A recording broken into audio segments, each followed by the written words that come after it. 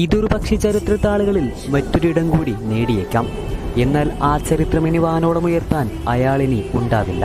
ലോകകപ്പ് ചരിത്രത്താളുകളിൽ ആദ്യ സെമി പ്രവേശനം മൊറോക്കോ അവതരിപ്പിച്ചപ്പോൾ തോറ്റുപോയത് യൂറോപ്പിന്റെ ചെങ്കോൽ തീർത്ത രാജാധികാരം പോർച്ചുഗലായിരുന്നു.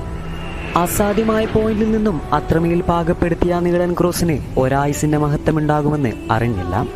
ഇനിയൊരു പക്ഷേ മുങ്ങിപ്പോയ പോർച്ചുഗീസ് കപ്പലിനെ കരകയറ്റാൻ നായകന്റെ ആഗമനവും നായകന്റെ വിളയാട്ടവും മതിയെന്നവർ കരുതി കാണണം. അത്രമേൽ വിശ്വാസമായിരുന്നു അയാൾക്ക് മേൽ.